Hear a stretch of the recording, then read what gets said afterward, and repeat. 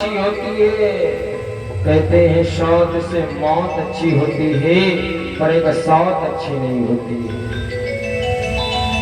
है मौत बुरी लेकिन अच्छी एक ही बार बहाती है, और मौत से सौत सौतर है बुरी छाती दिन रात जलाती है।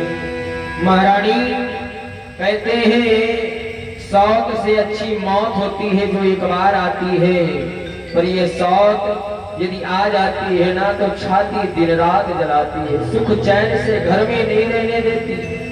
कहते हैं जिस घर में दो नारी आ जाती है उस घर में दो नालियां अवश्य बहती हैं, कि जिस घर में दो नारी है उसमें दो नाली बहती है, और दोनों दो तरफ निकलती है। घर में एक नाभि रहती है, घर में एक नहीं रहती है, एक ही रहेगी। घर में दो नारियां कभी नहीं रहेंगी। महारानी ने कहा महाराज आप दूसरा विवाह तो करके देखो। महाराज को विवाह करने में विवश कर दिया। तब महाराज ने सुरुचि नामक कन्या से विवाह को किया। कहते हैं जब विवाह को किया, सुरुचि का अर्थ है सुरुचि, जिसकी स्वयं की रुचि हो, अपनी मनमानी करे, किसी की बात को न माने अपने सिवा, उसे ही सुरुचि कहते हैं। कहते हैं हमारे जीवन की दो पत्नियां होती हैं, सुरुचि और सुनीति। यदि घर में सुनीति रहेगी तो सुरुचि नहीं रहेगी, और सुरुचि रहेगी तो सुनीति रहने वाली नहीं है।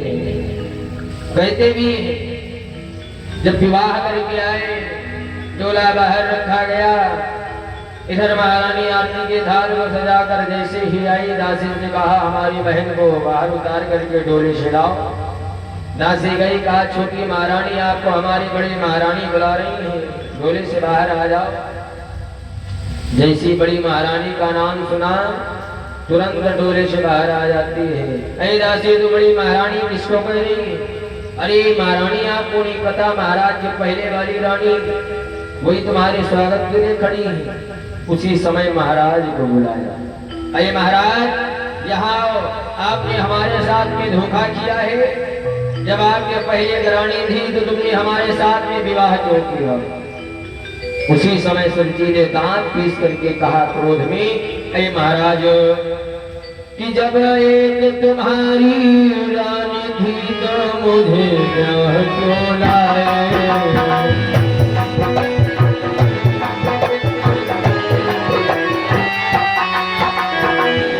के लिए मुझे क्या भार भोगने आए?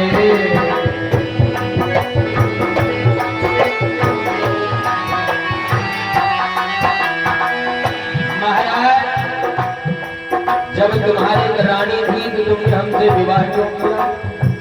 चलो कोई बात नहीं, विवाह कर लिया, पर भी ऐसा करो क्या? अब इतना ही ऐसा नहीं करो, तोरे को वापिस करवा दो। तुम इसके साथ बिहार करो, हमको पीहर में पहुंचा दो।